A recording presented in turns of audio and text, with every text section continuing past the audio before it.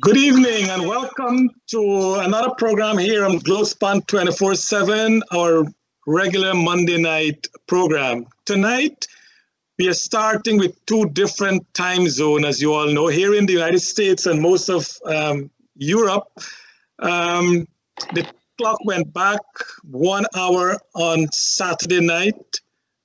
So we are now 1 hour behind you in Guyana. We have actually, however you look at it, we've gained an hour or we lost an hour of our life, whatever it is, we don't know. But you're 1 hour behind us there in our homeland.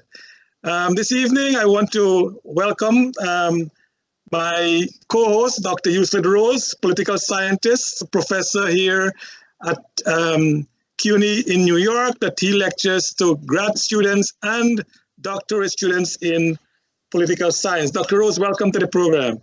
Thank you, Charles. Also this evening, we are very honored and privileged to have with us the Honorable Attorney General of Guyana, Mr. Anil Nandlall. Mr. Nandlall, on behalf of Globespan 24/7, on our own behalf, on behalf of our viewers, we want to offer to you our congratulations on the appointment to the inner bar, having received the Silk Senior Counsel. Congratulations, sir. Thank you very much, and it's a pleasure to be here on your program, and thank you for inviting me to be part of this important discussion. And Mr. Nandlall, my wife was showing me last week at Strathspey Mandir during Naurad, there was a gentleman singing there with his melodious voice, and I want to tell you that you should continue singing. You did a really great job in singing those bhajans there at the Mandir. Thank you very much. All right. Tomorrow, the U.S. presidential elections will take place. As we all know, almost 100 million Americans have already voted in the election. So for those of us who have not yet voted, myself included, please go out tomorrow and cast your ballot, whoever you want to vote for, whether it's a Republican or Democrat or none of the two, because there are other candidates also running for the election. So please go out there tomorrow and vote and play your part in the democracy here in the United States. Today marks the end of the third month of the Ali administration. As we all know, President Ali was sworn in on August the 2nd. So today is the end of the first 3 months. Mr. Attorney General, what has it been like in the first 3 months of your job as Attorney General? Well, it has been hectic, as had expected. A lot of work, a lot of unfinished work we had to complete. We had to rush through a budget. As you would have been aware, the country did not have a budget since 2018. So the constitutional ship of Guyana had sailed off course since the passage of the no confidence motion, which mandated constitutional elections to be held within 3 months. You know that the government trespassed in violation of the Constitution, did not hold elections within 3 months. In fact, remained in office an entire year after the 3 months. And as a result, the whole constitutional ship of Guyana sailed off track. And we had to bring back the ship back onto constitutional course. That required a whole host of mechanisms had to have been put in place to bring Guyana's financial apparatus back within the constitutional and lawful confines. Monies were being spent from the consolidated fund without parliamentary approval. Monies were being spent for capital projects, which is against the law, because only monies that ought to have kept Guyana going or kept the government going ought to have been spent. There were numerous violations of the financial laws and indeed every aspect of governance. And we had to clean that mess up. We had to mop up all the outstanding issues and bring put everything back into a budget, a budgetary cycle, and then pass a budget in record time so that we had money to spend. And the projects are now unfolding.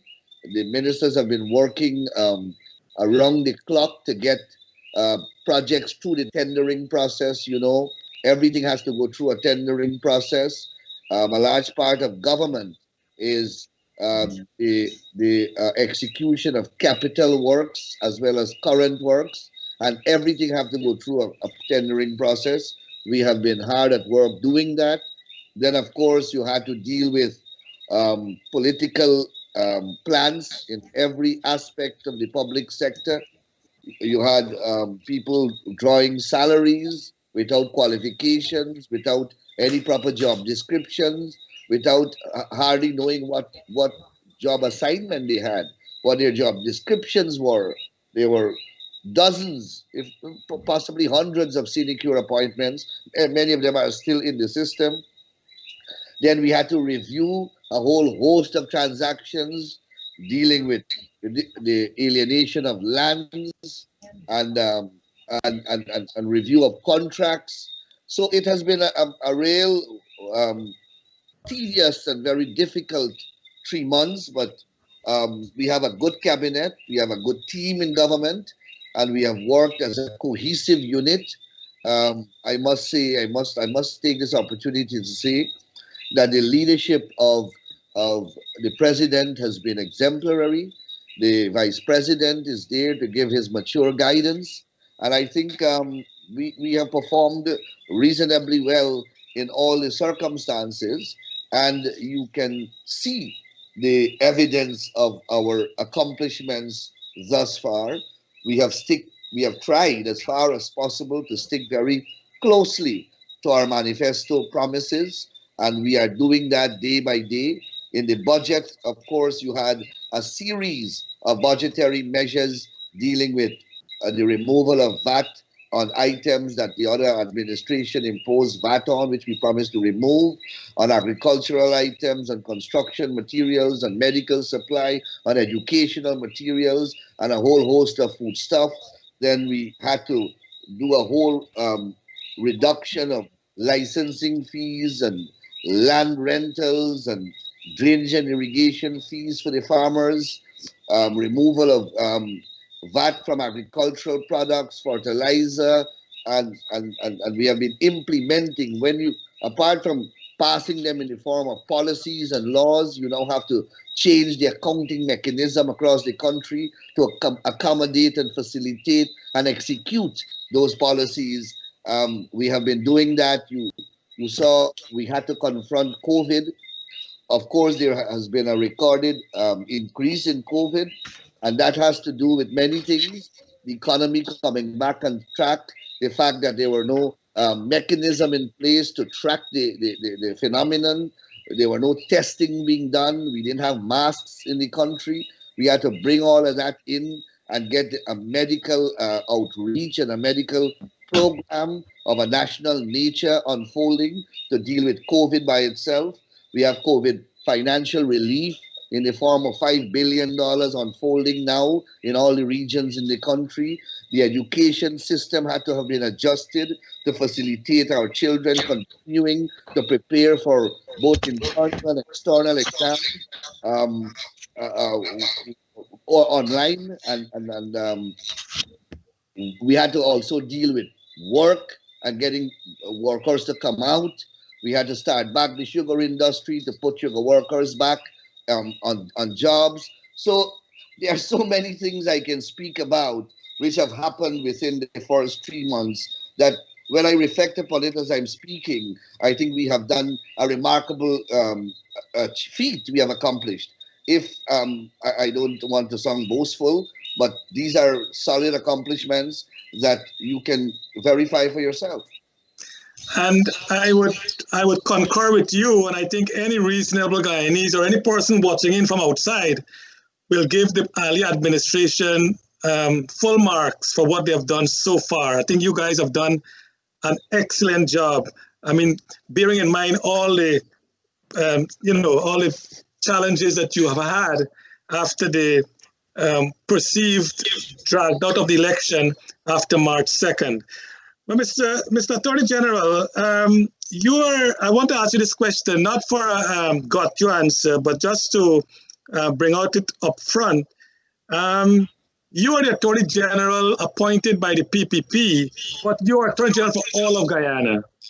And many supported you when you, for instance, in today's newspaper yesterday, a missile head was fired calling London. People supported you for that. People supported you when you took down Soku because they were wasting a lot of resource there. Sarah. You were also, there are reports of you trying to investigate what role Minister Winston Jordan played in all this land fiasco with James Bond and so on. That is magnanimous. But what people have asked is, what about the oil, Can't give the oil blocks. The oil blocks that was given away by the former president, Ramutar, and as Raymond Gaskin is calling for an investigation, him and others. What are your views about the giving away of those blocks, if you think they were giveaway? Well, look, there is one newspaper that has been pounding this issue day in, day out.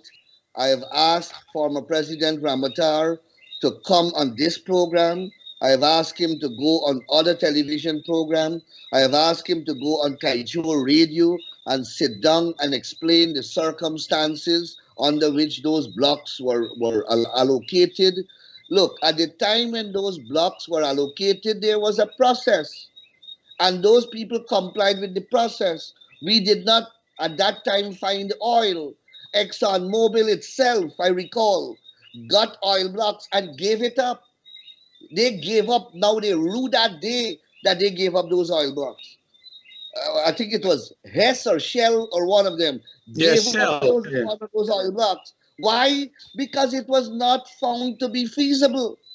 Now, look, we all deal in the realities of a free market system. We all deal with the market and market forces. You can buy a house in Richmond Hill. I'm sure you would have bought your house for $200,000 at the time when you purchased it. You can't get a house for less than $600,000 now in Richmond Hill because the market has changed. Now you have a peculiar situation with those oil blocks. At the time when that process went through, we did not have oil in any scientific quantity verified. And that process was used. Now that oil is there, obviously the circumstances have changed and a different process will be adopted. But there is a view that we can go and take back these blocks. You cannot do that in a lawful democratic country where there is the rule of law. Those people, they benefited commercially and I guess they're lucky. But what do you want the government to do? This government. We take, for example, ExxonMobil and the Guyana license. We had to operate within the confines of an existing agreement. The license is only issued under the agreement. The terms of the license must be consistent with the parameters fixed by that agreement. You think ExxonMobil will change what they have? These are people who are commercial people. They're not going to, they have 150 lawyers advising them. You think they will alter a contract, for example, because a new government comes into power? Those people understand no part of the world can that be done. And these are the mechanics, these are the fundamentals of a free market democratic society. And that newspaper, I believe, it is not being accurate and fair. What am I heard Raymond Gaskin say, march down Ramutar and Robert Prasad to the DPP office. For what? For what? For selling at the time at a process that was extant and lawful and produced a buyer? It is not Ramutar's fault or Robert Prasad's fault that oil was found subsequently in commercial quantity that changed the dynamics. But I don't know why they are not responding. We put out a response, it died down in the news, and you have this avalanche of pounding going on.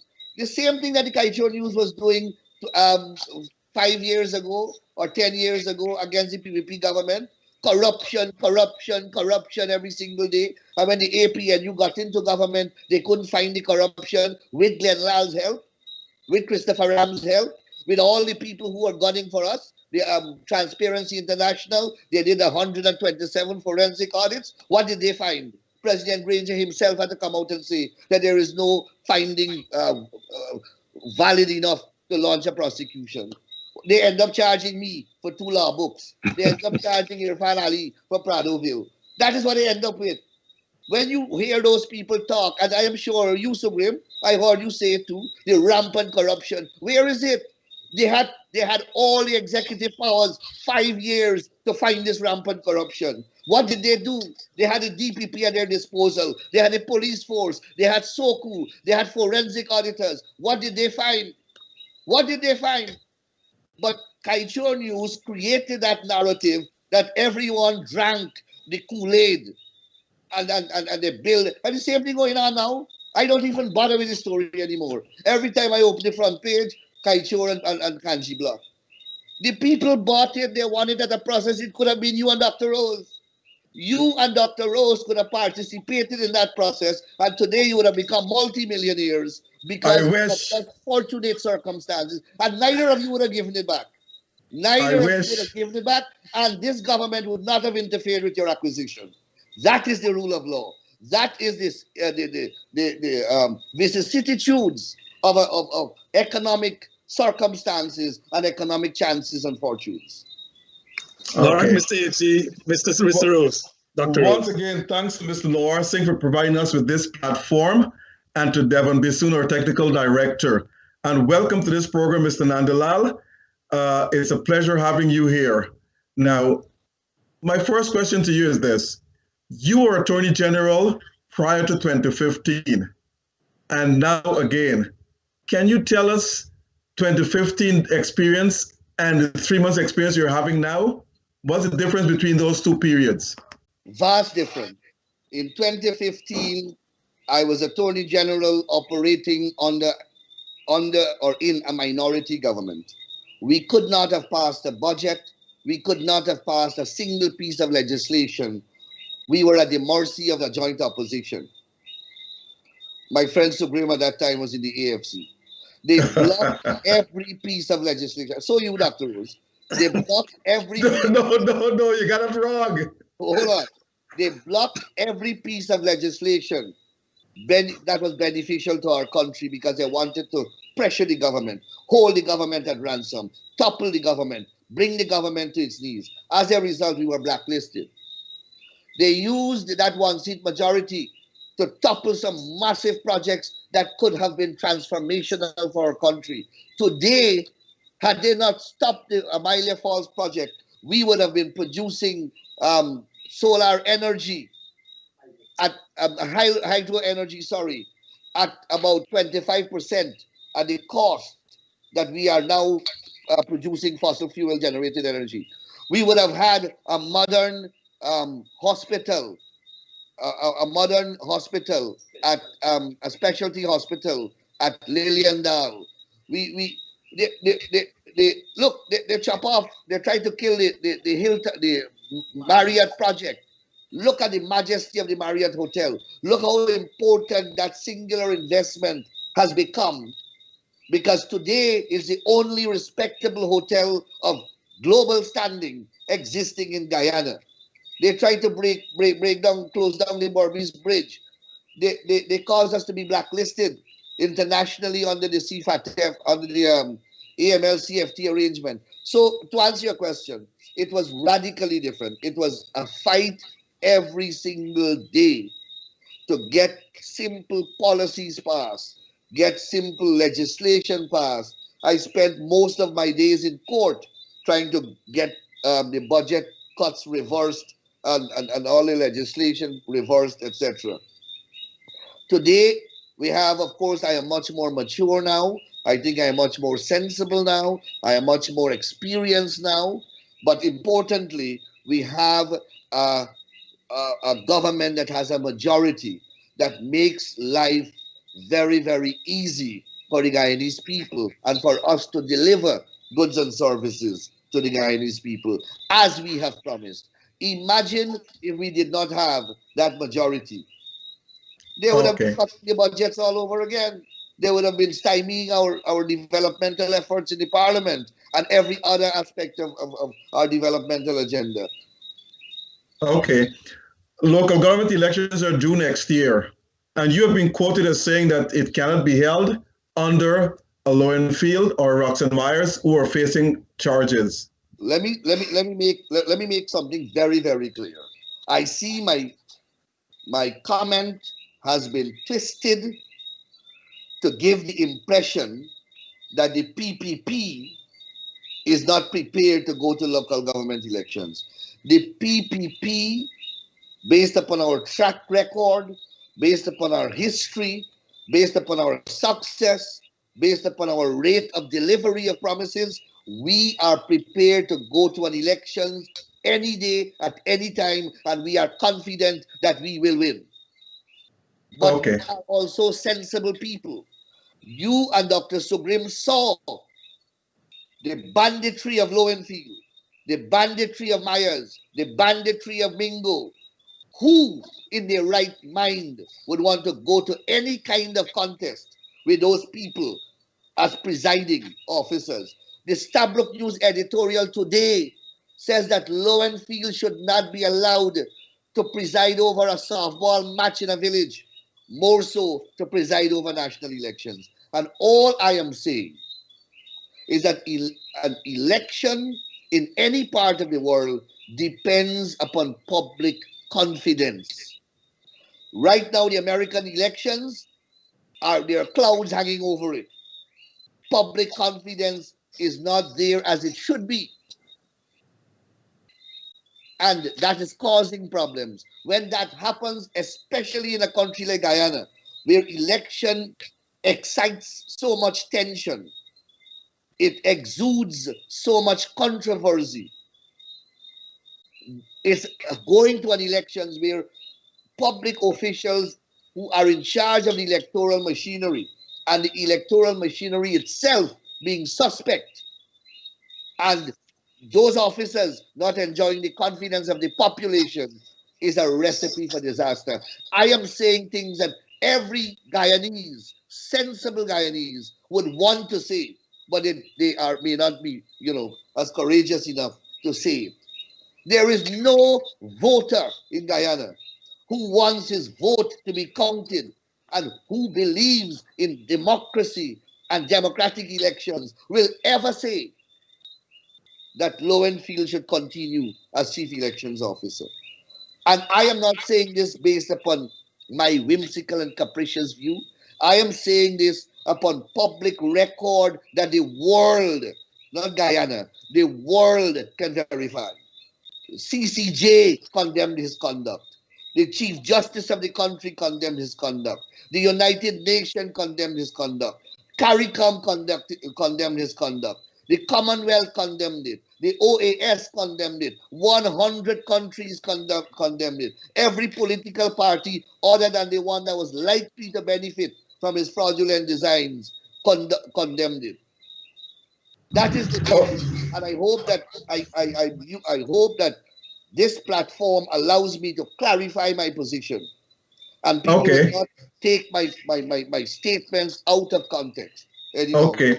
Now, so what time frame do you have to change the structure of GCOM so that local government elections can be held next year? Would it take a whole year to do that? No, certainly not. GCOM is self-regulatory. GCOM is constitutionally independent. It is functionally autonomous.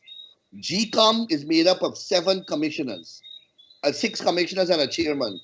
They have to move a motion to remove the persons who are in the court in any civilized country, in any public service or public sector, or even in the private sector.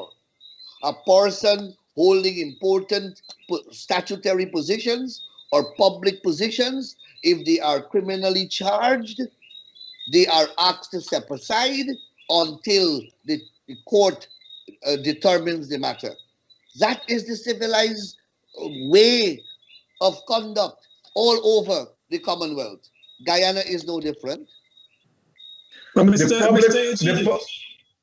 Sorry, Doc, cutting my name. Mr. Jonathan Sabrian asked the question. He says, Lowen Field is on a contract. Can that contract be bought out, or just as you said, can the commission just decide to vote against him? What is your view? The contract has to be terminated, but the decision to terminate must come from GCOM, and GCOM makes decision by votes. There are 3 on one side, 3 on one side. You can take it for granted that the APNU AFC 3 will support Lowen Field. You can take that to the bank. The PPP 3 will not support Lowen Field, and the chairman has to do the casting vote. It's as simple as that. It's not rocket science. And terminate the contract. There's a legal officer there who is quite competent to do so. Can the government recommend to the commission that that is their request? It's not up to the government to make a request. We can make a request to the judiciary. These are self-regulatory bodies. That's why I use that language. They are autonomous. They are functionally independent. They are direct charge from the consolidated fund. They are expected to do the right thing. They are created by the Constitution. The public are of the view that when the average person commits a crime, he or she goes to jail for the smallest offense ever. But when people like, if Mr. Lowenfield or Mr. Mingo, they are found guilty, they might be allowed to pay a fine. Now, can you tell the public how serious are those offenses and what are the penalty phases for them? The offenses are all serious. They are all indictable offenses, meaning that they are serious offenses, and they all carry substantive custodial sentence. I can't, as I sit here, identify or confirm the identical custodial period, but I know that they are considered to be serious offenses in law. But quite apart from being convicted by a court, we are not a backward people. We are not people who are incapable of making our own assessment of people. And we have seen the performance of Lowen Field. I don't need a magistrate or a judge to tell me that Lowen Field has behaved or has misbehaved and is disqualified from holding a public office again. Why do I need a judge to tell me that? When I saw that with my own eyes, I saw Lowen Field violate public confidence, violate public trust, violate the laws, violate the procedures, attempt to commit fraud, attempt to steal and change election results. I need a judge to tell me that? I need a magistrate to tell me that? No, I don't. I am an elector, independent and intelligent to make that kind of choice. My taxpayer dollars pay him. I do not have confidence in him. He cannot serve me. I have that right as a citizen. Okay, when we come back, Mr. AG, we'll continue discussion, lively discussion, but when we come back, we'll talk about that corruption you talk about. And of course, as someone just mentioned on the program, that if someone commits fraud or fraudulent activity in a contract, that is also ground for dismissal. And Mr. Lowenfield did commit fraud, and so did Myers, and so Mr. Mingo. So their contract should have been terminated by the Elections Commission, and we don't know what they're waiting for. So we'll have to wait and see what the commission does. When we come back, we'll continue the discussion. Before you go on the break, okay. These officers openly defied directions from the commission. They are guilty of insubordination in the most reckless fashion. That alone, without fraud and all this fancy thing, that alone is a basis to send them home. I agree. All right. Okay. The commission give them orders and they tell the commission go to hell. So the commission is weak. You said it, not me. Okay, Mr. AG, we'll be back shortly. TravelSpan is pleased to announce that the airport in Guyana is now open. There are flights from New York and Miami non-stop to Guyana. Call TravelSpan for all your travel needs to Guyana or for your vacation to Mexico or Punta Cana. Call 718-845-0437. That's 718-845-0437. Flights are now on sale to Guyana and vacation packages are now on sale to Mexico and Punta Cana. Call 718-845-0437. Logistics International, based in Trinidad with representatives in Guyana, is pleased to announce its shipping services from Trinidad to Guyana. Logistics provides shipping services and has experienced personnel to handle all of your shipping needs from Trinidad to Guyana. Buy in Trinidad and let Logistics handle all of your shipping to Guyana from small boxes to container sizes. Call Logistics in Trinidad at 1-868-336-8218 to handle all of your shipping needs, and they handle all sizes. Logistics International has been shipping for over 22 years to many Caribbean countries with reliability and dependability. Call 1-868-336-8218 in Trinidad. That's 1-868-336-8218. Or email at liclcargo@gmail.com.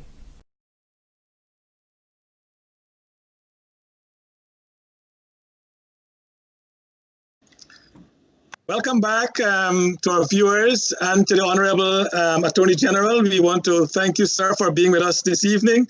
Before I ask Dr. Rose to continue, AG, I know you spoke of corruption, and yes, I supported the AFC because I think that they were a middle ground, and I think they had a great plan.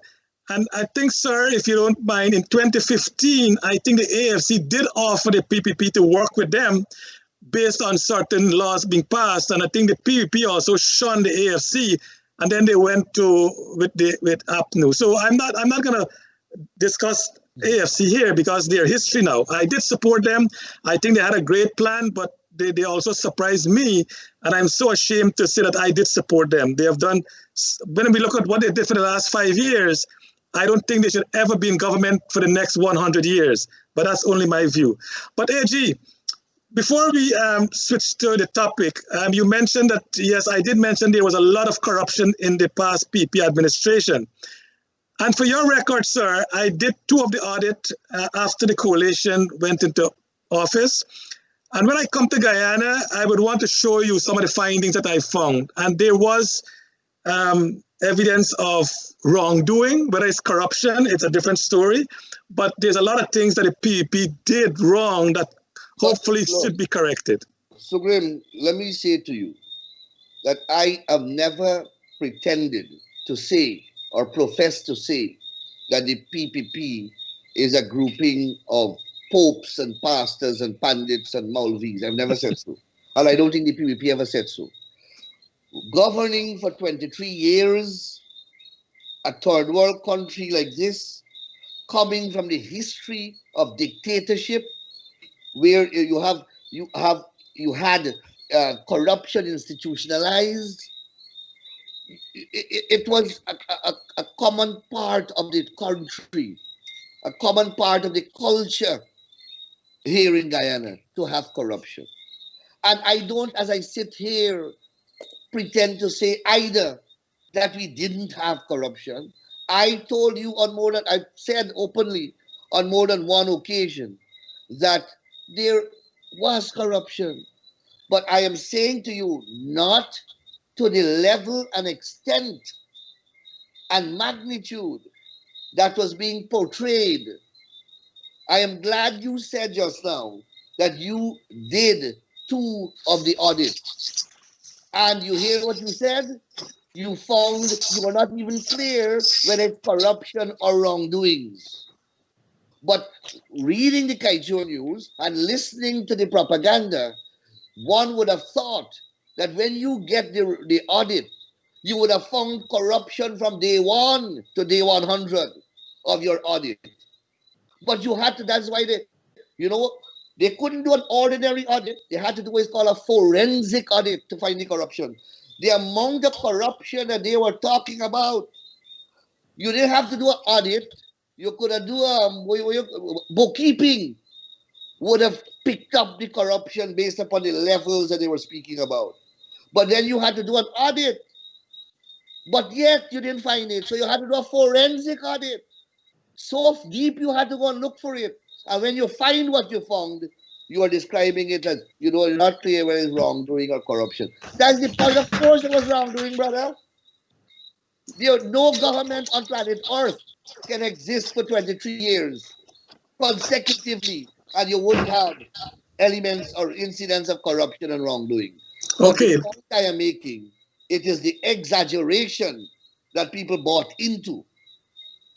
Okay, let us talk quickly, if you don't mind, about the oil again. Not what Ramutar did, but what happened in the Granger administration. The court recently ruled that the long environmental permit that the oil company received were ultra vires our laws. So they brought it down to within the law 5 years. Now, are you willing, as the Attorney General, to look back at that the Stabroek contract to see the wrongdoings and those agreements in the contract that is ultra vires our law? And if you can bring those into some control. I am so happy that you raised that issue. Now, I have seen that story that you just spoke, that case. I have seen that published in the Stabroek, and I have seen it broadcast and all over the news. And no one has revealed that it is the Attorney General that entered that litigation and brokered a settlement.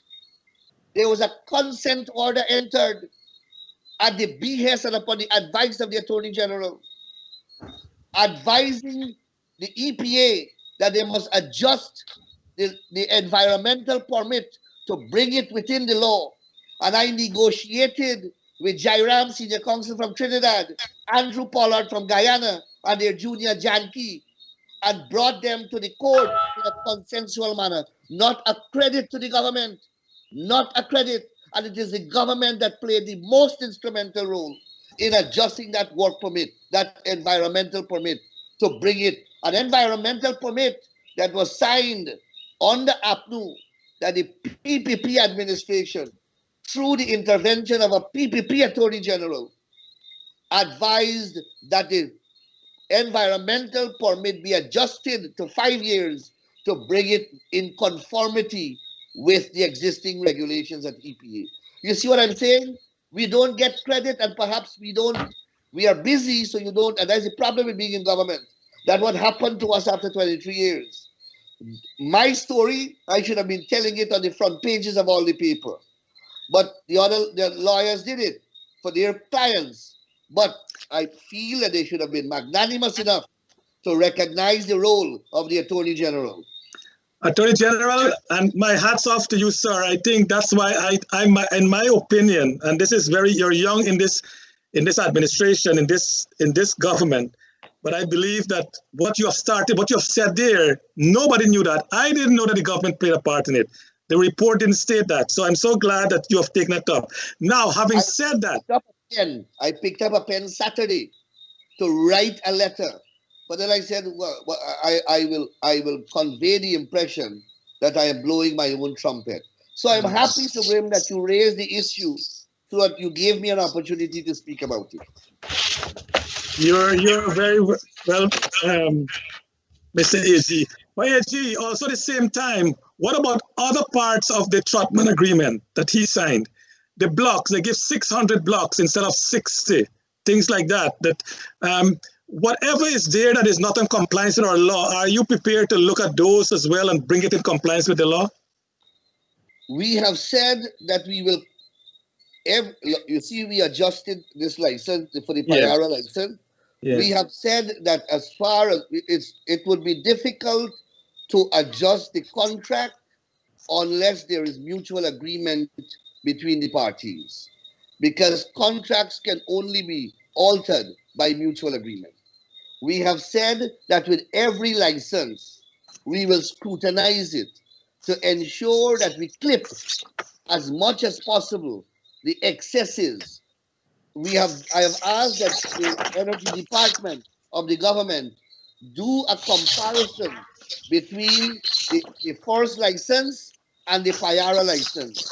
And there is a document out there which outlines and lists the differences between the two. But you see, Kaichor will not publish that as a front page. These are the things that get lost. There is a document out there that gives you a list of the differences between the Payara license and the the first license. The Lisa 1 and 2. And the Lisa 1 and 2. And explains how beneficial this one is, or more beneficial this one is. But you see, ExxonMobil, like any company, is profit driven. You understand? And that is why, to compensate for a harsh contract, we have to accelerate the other components. We have to get the natural gas going. We have to get the local content policy going. And that is what we are aggressively working on. Well, Minister, in terms of dollar value, let's put some dollar value to it. How much you think Guyana will get? Because again, I know you're bashing Kaichor News, but according to Kaichor News, I'm not bashing Kaichor. Okay. Let me take that back. Outlet. Yeah. For the information you are putting to me. Okay, but today, Kaichor News reported that with the waiver of corporation taxes alone from ExxonMobil that we have to pay, the people of Guyana, the government got to pay as part of the deal, it will cost us almost $40 billion over the life of the Stabroek block. That should have come to the Guyanese people. What are we doing? My friend, direct that question to Raphael Trotman and the Granger administration. They're not there. So now I'm asking you as your Attorney General, what can we do as a government to cut back some of this excessive that Exxon got? Now let us start with general principles. Do you agree in a free market, democratic society, successive governments are bound by contracts entered into by their predecessors? Do you accept that? But you also know the court change contract every day. Oh, hold on, man. I'm asking you a question. Do you accept that general principle? Yes. You take over a company, you take over the management of a company, you take both its assets and its liabilities. Isn't right. that exactly? That's correct. Now you have to now sit with the other side of the contract, the other party to the contract, and you have to begin to negotiate. Now, at the time when we enter office, we had the Payara license up on our laps. The people had their financing ready, a huge amount of financing ready. So we had to conclude that deal, and that was not an easy deal. We worked till 3, 4 in the morning, but that does not rule out us going back to the table. But you must understand that when a company has a contractual benefit that is to their favor, they're not going to give it up willingly. No company in the world will do that. I agree. But we can rely. If you are ExxonMobil, you think you would have given up that tax-free break that you have? No, you would not have. Your shareholders would have fired you if you as an individual make that decision. So you've got to be realistic here. And we have to stop lamenting this thing. It happened. A government lost office because of it.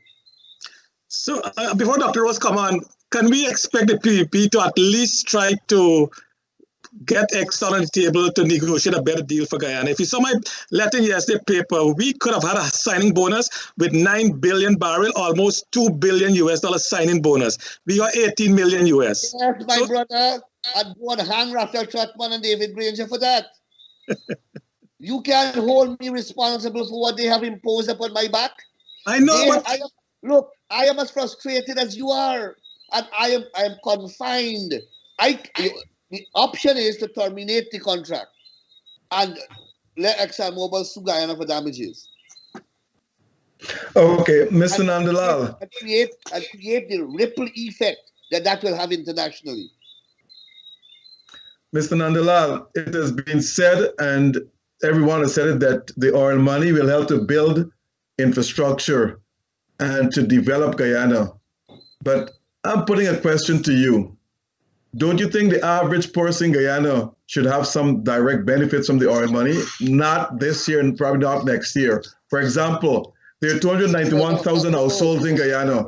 You have begun your own hypothesis, which is false. We have never said that we will use oil money solely to build infrastructure. Our government never. We have a manifesto in which we have outlined a plan that we will use for oil money. First of all, we will have direct and indirect benefits. We will have infrastructure.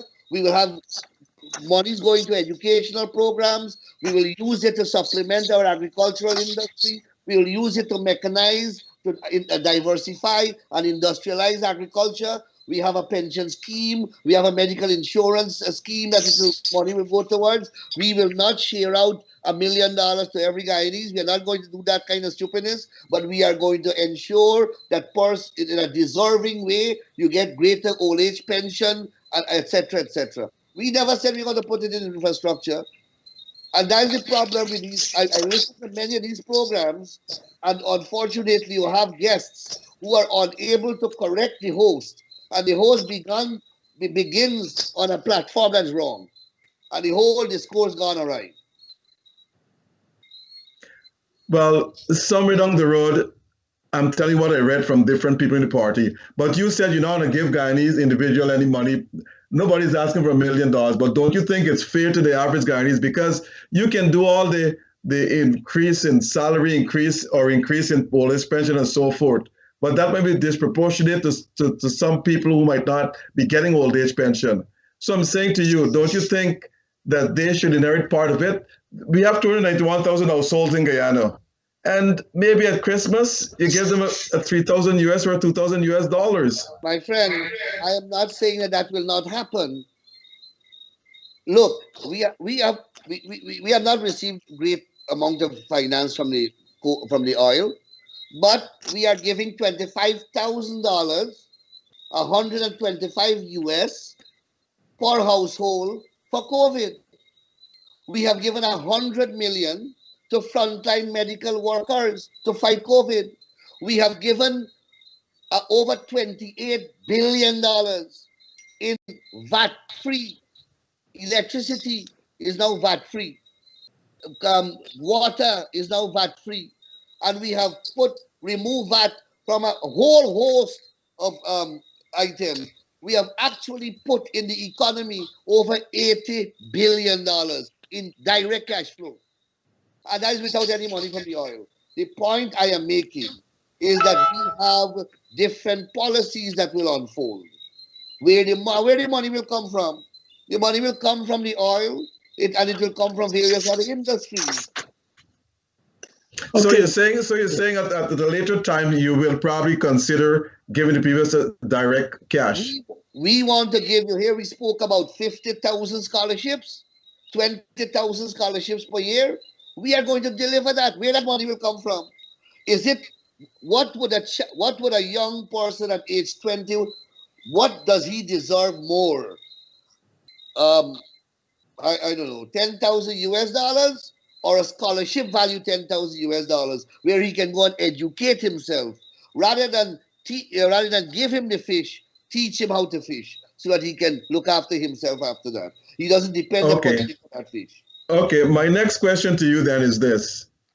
You've actually issued some very harsh statements about the land saga at Petersall and at Ogo. Where the government stands on that? Can the government repatriate those lands back from the people, or it's going to be a long legal battle? In my considered view, it should not be a long legal battle because the transactions are so blatant and flagrantly fraudulent that it is easy for the police to arrest, charge, and prosecute. and anything that is based upon fraud unravels everything. So these transactions, and they're every single one of them, the contracts have been breached. So the lands are should be easily retrieved or recovered by the state, and the perpetrators prosecuted. It was the most vulgar attempt at corruption. There was not even an attempt to employ any form of sophistication. It was akin to kick down the door banditry. Selling $650 million worth of land, and you collect $1 million deposit, and you pass title. I mean, a blind judge will set aside that transaction. You have disbandled SARA, and I know you said that they have not done anything for the money they've earned and so forth. But my question to you is this: a lot of young men were working for SARA. They were just employees. Are they being given a chance to at least get a job with the government or do something? The fact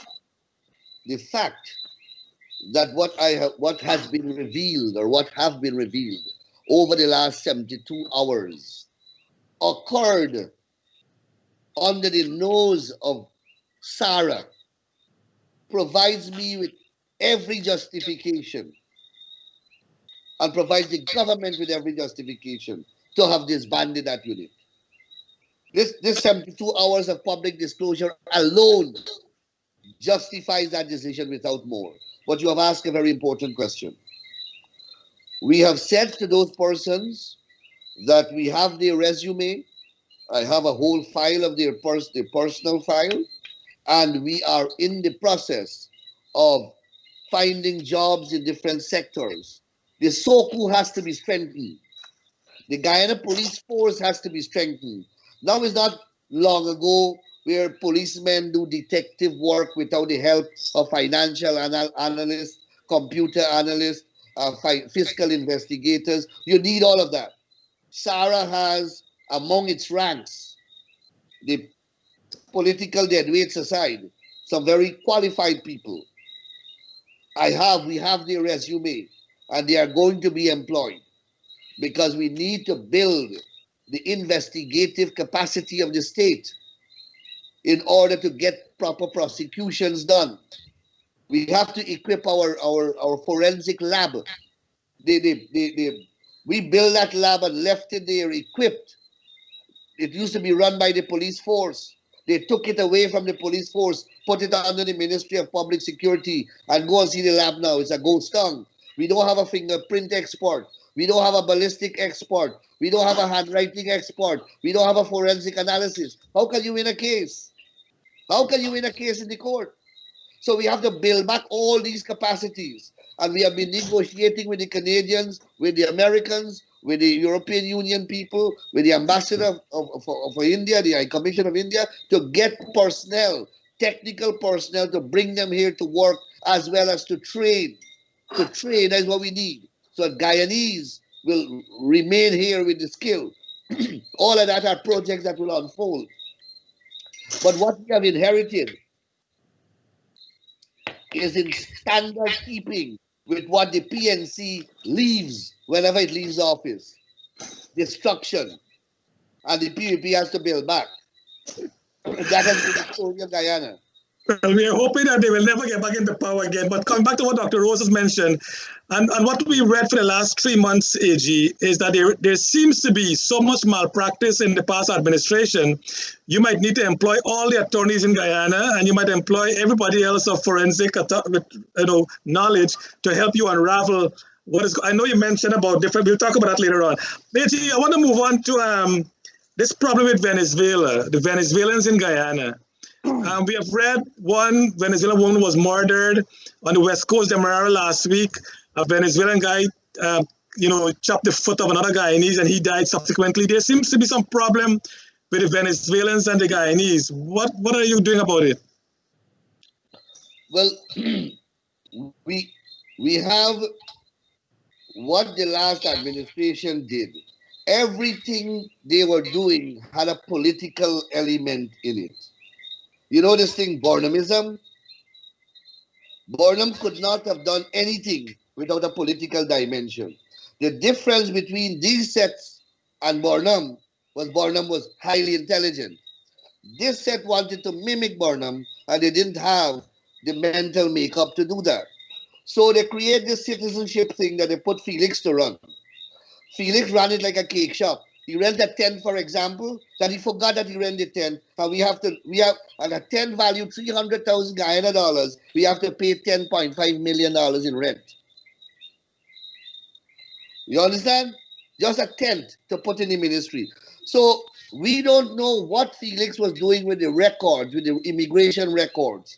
We are still to sort out that. So we are still to verify legally how many Venezuelans came over, and we are still to verify, of course, illegally how many are here. You get random empirical data of them by seeing them or hearing them around. But we are in the process of compiling the statistics. It is a problem. They are here by the thousands, as they are in many, many other countries in the CARICOM region. It's not a Guyana problem. They're there in Trinidad, they're in Bahamas, in the smaller islands, in the same huge numbers. They are in Brazil in the same huge numbers. So it is a problem that the Caribbean is battling with. And perhaps one of the better solutions would be to pursue perhaps a regional approach, because you have the Venezuelans on the one hand, then you have the Haitians on the one hand. They are all over the Caribbean as well, and they are posing a problem. I've listened to what is going on in Nassau, Bahamas, for example, where there's a large influx of Haitians. And the reports are that it's affecting the tourism industry. And these countries depend heavily on tourism to survive. They are already battling this COVID that is almost bringing tourism to a halt. Then you have to deal with these, unlawful aliens, if you want to call them that, that influx. So it's a very complex problem that is regionally being experienced. Okay, AC, when we come back, we want to talk about constitutional reform. We want to talk about elections petition and some other areas that will carry us through the program. So when we come back, we'll talk about that. Thank you so much, AG.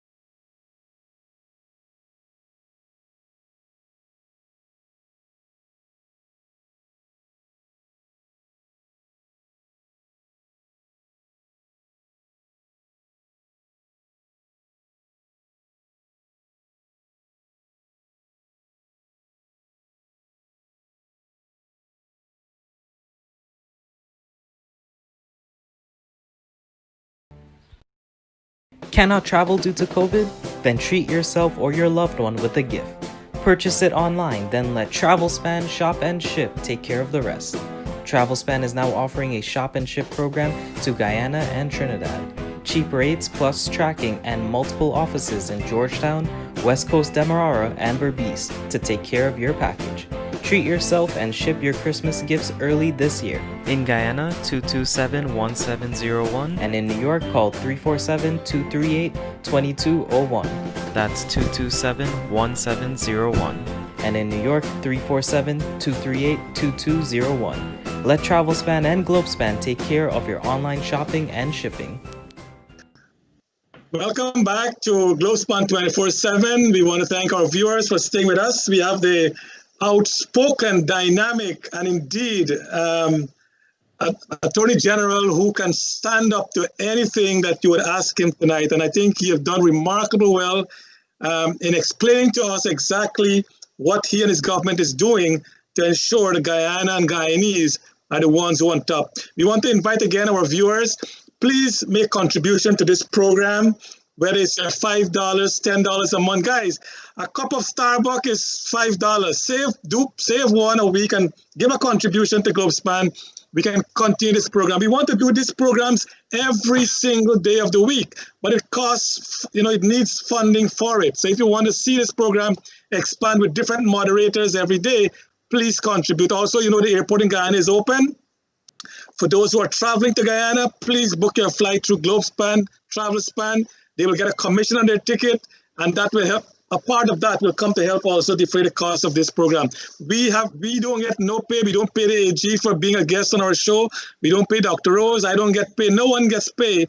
But we have so many other costs to carry that we want to ask you to please continue to contribute and put an ad on the program so that we can defray those costs. Tell them where to make the contributions, Charles. Right, it's on the screen, Devin. If you don't mind, put it on the screen where members can make a contribution. But go to globespan247.com and you can also put it there. AG, I know some time ago when you started this session as AG, you were giving a report on the legal services that the coalition paid for all these different things they did. And you were having some issues to get the total numbers. I believe, and I think I mentioned it to you, that this web of deception that the coalition was good at, I think they made payments, they give contracts out, and part of that money for the contract was paid to the lawyers. They have this tangled web. They might have paid it through different ministries, different organizations in Guyana, because like the Forestry Commission, the Geology and Mines Commission, the Gold Board Commission, they have all their different entities, and maybe they were all asked to pay something. Were you able to find out exactly what has been the legal fees for these attorneys? No, I have not been able to. I have commissioned an audit, and the Auditor General is at work. But you are correct. They have disguised these payments. I know for a fact that one contractor who got a lot of contracts under the past administration directly was paying lawyers in several parts of the Caribbean who were appearing. And I also made public payments made from the Attorney General office to the tune of millions to lawyers who were representing citizens who were bringing these political litigation. You remember I made the state paying private lawyers millions of dollars to represent members of the public who are bringing these politically inspired litigation. All of that will have to go to the police at some point in time. But I believe that the COVID hospital, where $1.6 billion was spent, imagine $1.6 billion was spent, and subsequently we are told that the property is not even owned by the state. A gentleman named Rambaran has threatened to sue the state. You spending $1.6 billion on a property and you don't know that you own it. In fact, you have rented it. You have rented it for some 30 million or something like that per month. So you know that you're a tenant. Imagine you rent a man house in Brooklyn or in Richmond Hill and you spending $1 million US to repair the house without the man's permission. I don't understand some of these things. They are not explainable and not decipherable based upon logic and common sense. Mr. AG, I think the president has made a great choice in choosing you to be Attorney General. You have your plate, well, it's full with things to be done. AG, I know the hemp organization met with you, and what are your views about the hemp cultivation in Guyana? Well, if you would recall, as a campaign promise again, we promised that we will examine hemp and examine its constituent properties and composition, scientific composition, to first determine whether it is a psychotropic substance. And if the science is, the research is that it is not, then we will then explore the possibility of granting permission to cultivate hemp in Guyana. In consequence, we have been meeting, through me, several of the hemp organizations in Guyana. They have done a tremendous amount of scientific work as well as looking at hemp production and benefits. And from what I have read thus far, it seemed to be a remarkable product. It has thousands of byproducts. It produces healthcare products. It produces cosmetics and skincare products. It produces construction materials. It produces paper. It produces cloth. It produces a whole host of items. And of course, we are looking to diversify the sugar industry. We are looking to allocate the lands that the closed estates have left vacant to beneficial occupation, to the workers and to companies that are prepared to invest. And hemp, maybe once we do the scientific research and we are able to verify that it has no harmful effect, certainly will be one of the industries that we will be pursuing. Okay, Dr. Rose. Okay, I want to just go along with that line of questioning. There is a sizable population in Guyana, at least I'm calling Rastafarian population in Guyana. And they've been calling for the legalization of marijuana because they see that as something that can heal a lot of sicknesses that people do have. Have you ever considered following the footsteps of Canada, Holland, and a number of other European countries, plus I think 36 states in the United States, to legalize marijuana? We also, again, I go back to our manifesto promise. We promise that we will remove custodial sentence from possession of small quantum of marijuana. It will still remain a crime, but custodial sentences will not be imposed. We have to consult on what the quantum will be. I have looked at the Caribbean already, and the quantum is quite sizable in the countries in the Caribbean that have gone the route that we have proposed to go. So it is still a work in progress. I have 2 different versions of draft amendments that I'm considering right now before I take them to cabinet, and cabinet will determine the way forward. But the principle is that we will remove custodial sentences from small quantity of marijuana.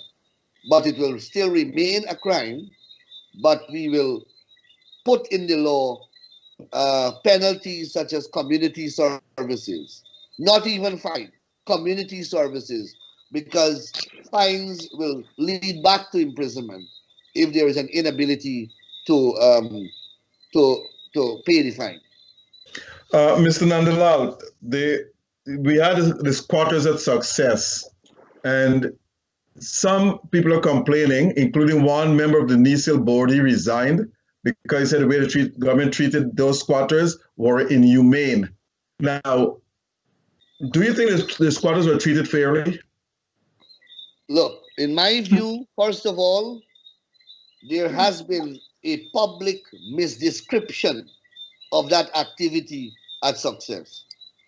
It is not squatting, it is trespassing.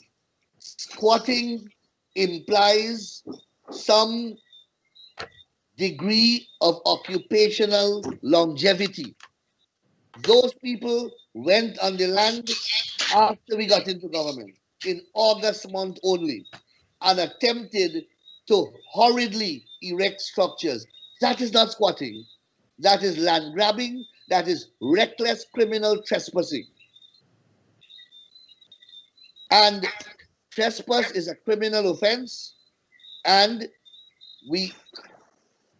trespassers have no rights.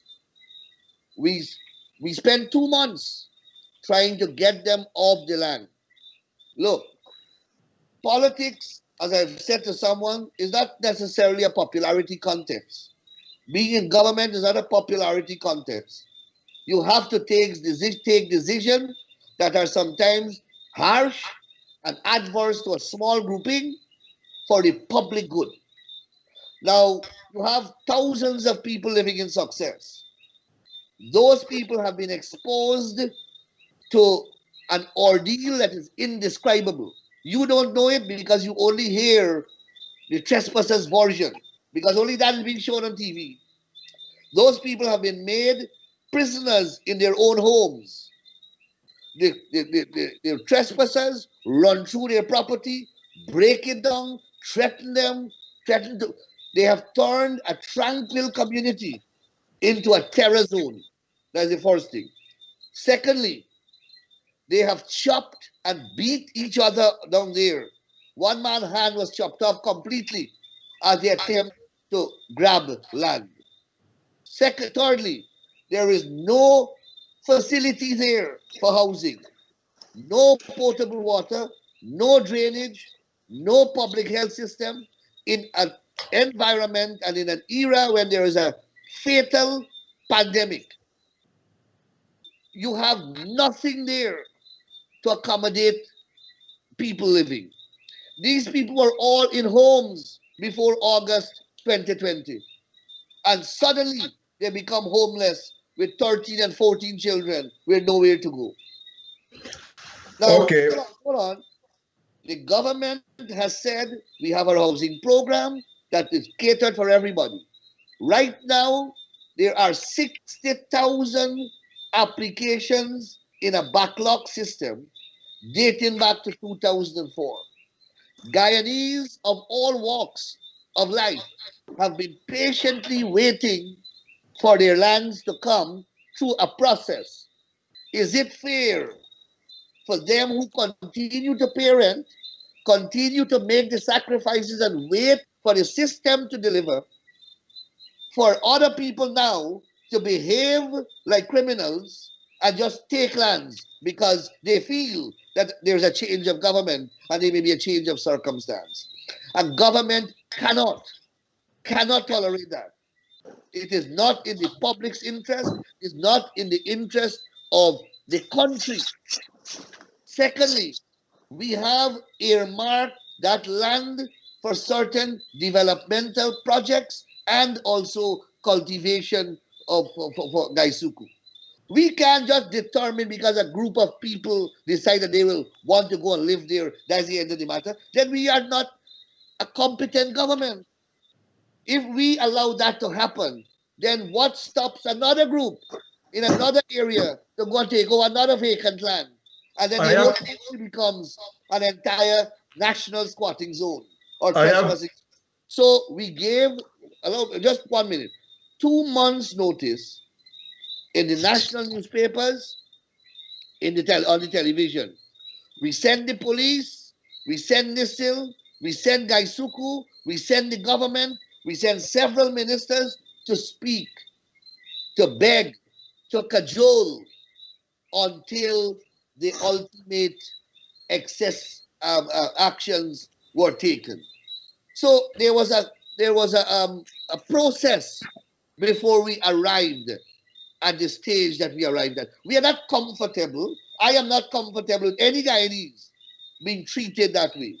But a government has a responsibility to act in the best interest of the majority of the citizens. and not to be held ransom by a few. A quick question to you. This is a two-part question. The DNA for the Henry brothers returned from St. Lucia, and the suspects, there are no linkage to the suspects. What's the pathway forward for the police and for your office? That's one. Number two, just the second part question. Why is it that Guyana don't have a diagnostic center to do these testing? St. Lucia, which is a tiny island, can have that. Why not Guyana? Good question. Let me answer the last one first. When we left office, we built the most modern scientific laboratory ever built in this country. It is at the University of Guyana.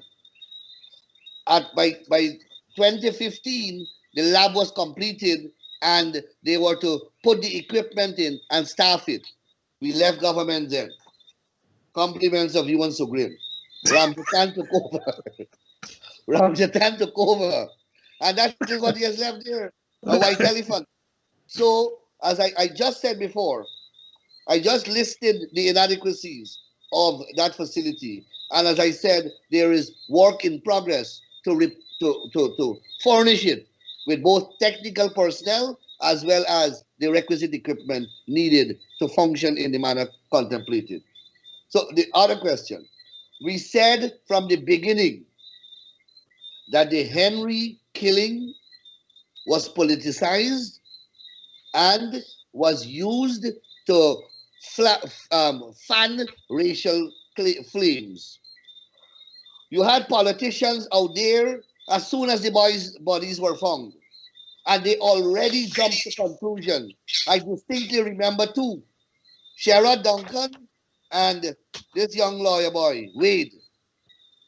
He was jumping up and down, shouting in a most, I don't know how to describe it, saying that they were PPP people and they were Cotton Tree people. And when the investigations were actually conducted, the people did not die. The two young men did not die at Cotton Tree. They were dragged from another area and another area, an Afro-Guyanese area, if you want to know the truth, and put at Cotton Tree.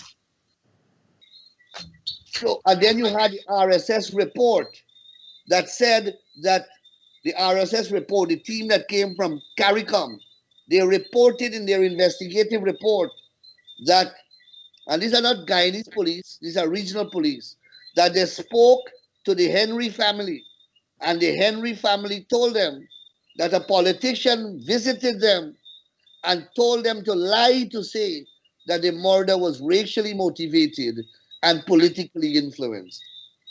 So you had, when those factors contaminate a police investigation and the police itself is being accused of taking political sides, you find the police are forced to make arrests that in the ordinary circumstances should not perhaps be made. So the persons that you are describing as suspects possibly may not be the suspect, but because of the pressure, because of the burning of road, the mayhem, the violence, which I believe were encouraged and inspired by politicians, the police had to take precipitous actions and arrest persons perhaps wrongfully. Now the data is coming back, the scientific empirical evidence is coming back, which is showing the folly of what transpired there. So I am not necessarily surprised, because I don't, under those circumstances, it's extremely difficult for anyone to function. Okay, Charles. AC, I know we're running out of time. Thank you so much for being here. Let's talk quickly about constitutional reform. What time frame can we put in place? I know it was what was on your platform, it was on your manifesto, and specifically, are we going to address Article 155, which speaks of the dual citizenship, and Article 177 for the election of president? Will that be part of the reform? Now, Charles, let me say what I have always said. We can have the best constitution in the world, but if you have a culture of non-compliance, if you have a culture of not obeying the Constitution, then the Constitution is valueless. And I want to make that point. And we have a band of politicians in this country that have demonstrated that they are either incapable or unwilling to obey a constitution and the rule of law. So I want to make that point clear and center. Secondly, the government will not determine, direct, or control the constitutional reform process that we have promised. There is no section or clause or article in the Constitution that will not be the subject of review. The constitutional reform process will originate from the Parliament, from the Parliamentary Standing Committee, and will graduate over to a constitutional reform commission made up of parliamentary parties on the one hand and civil society on the other hand. That commission will then chart its course forward on how it will proceed with its program of constitutional reform through a consultative process with members of the public right across the country, aided and abetted by a complement of professionals. The government will stay away from that process, will participate only as a stakeholder. That is what we promise. So I cannot answer your question. Well, I can answer it to say, yes, Article 155, and the manner in which the president is elected will be the subject of review, but it will depend upon what the consultations produce. What time frame are you looking at? Well, hopefully we begin. I would like to see GCOM reforms begin first. I believe that's a greater priority. We have 2 intervening local government elections before we reach to the 5-year national elections. I would like to see GCOM up and running, at least by this, up and running with the removal of the foul elements within it, at least by the first election. Then by the second local government election, we should complete the reforms. Somewhere in the interregnum, the constitutional reform will have to start. So possibly mid next year, we can, after we pass the budget, etc., and we begin to settle in a full year, we can begin to focus, I believe, in the direction of constitution. But Charles asked you a specific question. Would you like to see a pathway where people with dual citizenship can become members of parliament or ministers? If I would like to see, my view doesn't matter. The process will produce a constitution that I will have to accept. Will you recommend that? I don't have a recommendatory role. Okay. Minister... I speak as part of a collective. Yeah. Okay. AJ, you've spoken it well in that, yes, the politicians in Guyana are the ones who are really making a mess out of everything. But I want to also tell you this, that if we have strong institutions free of politics, GCOM is still full of politics. It's a constitutional agency, but it's run by politicians, the six commissioners, and that's the problem. So the thing is, if we have independent institutions like Trinidad, the Prime Minister of Trinidad can be charged for a crime because the police will go and arrest him. We can't do that in Guyana. You don't have to take a hammer and kill an ant. I understand that absolutely. Okay, sir. To find the independent people. Do you think that the Guyana Court of Appeal, an independent institution, was independent over the last 5 months during that period? That's debatable. Let's talk about election. No, now you're talking about that. Let's talk about election. The answer should have been a resounding yes, I feel that they're independent. But you're saying that it's debunkable, meaning I that think the Chief Justice is I very am talking independent. about the court of appeal. All right. Now the elections petition. That's what I'm saying.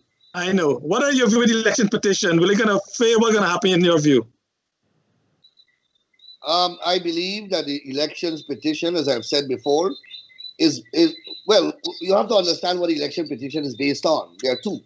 The first one is based upon a contention that the recount was illegal, Yeah. that the order under the recount, the order under which the recount was done was unconstitutional, and consequently the entire recount was unlawful and unconstitutional.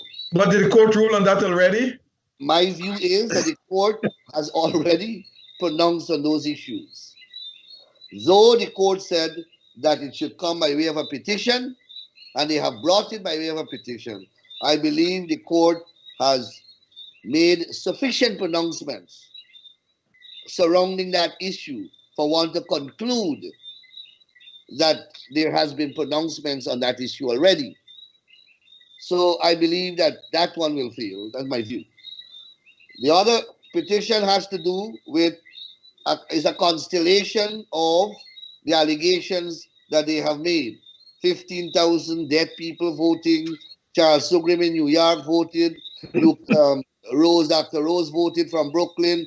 That kind of ridiculous allegations are all put into one document called a petition. I believe that that is a stock of joke. And I believe that that will also fail. So in a nutshell, I believe that both petitions are frivolous and ought to be.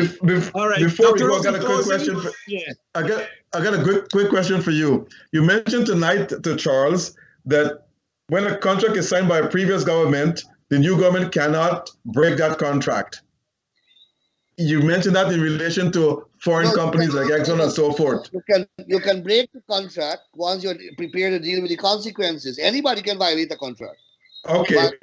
My question to you, you have terminated BK contract that was signed by the previous government. You have terminated, I think it's Courtney Ben contract and so forth. How does that, I always save the best for last. How does that square up with what you said, government to have to respect contracts or face the consequences? Very simple.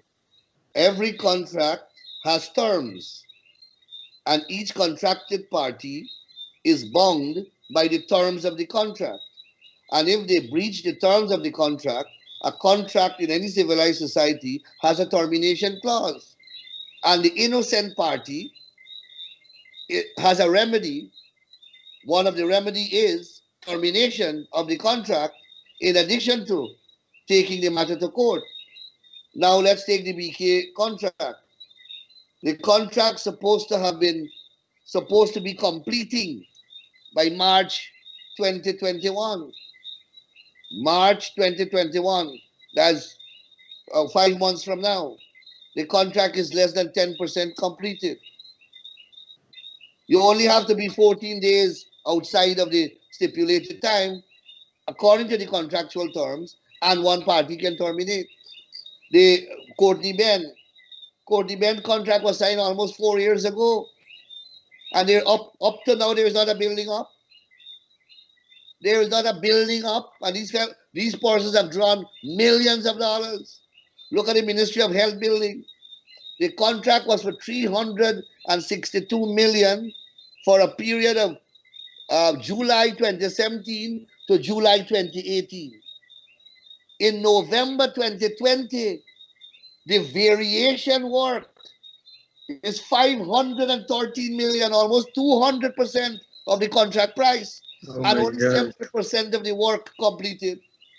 But you signed a contract to build the airport since 2011, and there's also other variations and breaches in that contract, and check engineering is still there. No, hold on. We went back when we got into government. When we left government, APNU, AFC altered the contract. They renegotiated the contract, ended up with a smaller airport at a larger price. The president and the Minister Bishop Edgil intervened with this contractor here now the same contractor, and we have managed to revert back to the 2015 original contract without any cost.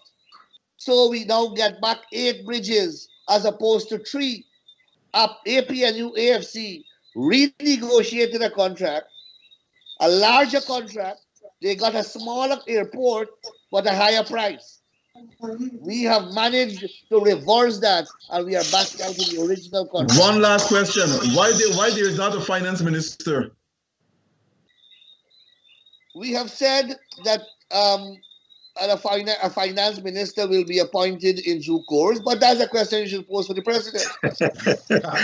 Okay, No, Dr. you Rose. said that. I had Dr. to Rose. appoint that. I don't have all the answers for the entire. Okay, I agree. Dr. You're Rose right. in closing. Dr. Rose in closing.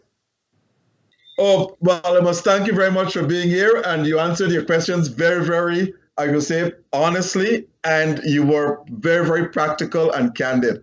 And that's what I love seeing from any one of the politicians. I always tell anyone who comes to the program, and I'm one of the co-hosts here, this is not a spin zone. Don't come and spin anything here that is not accurate. So I must thank you for that. It is not a spin zone. Mr. AG, in closing, anything you want to tell us? I want to thank you both. You have been very charitable and generous hosts. I want to thank you for offering me this opportunity to be part of your discussion. I hope that I have imparted information out there that will help people better understand the working of government. And of course, I am always willing to join you again, should you be prepared to accommodate me. It was a pleasure to be here, and I want to say thank you to all your viewers and listeners for allowing me to be part of their evening. And also, I want to thank you, Mr. AG. And so far, we have the ministers we have been able to interview. We had our Agriculture Minister Zulfikar. He was outstanding. And AG, you are very outstanding. And I think the president, in his wisdom, made great choices in your selection as AG, and also the Agriculture Minister, Mr. Zulfi. So we want to thank you so much. We want to thank our viewers for being with us tonight. And AG, don't forget Prime Minister Phillips.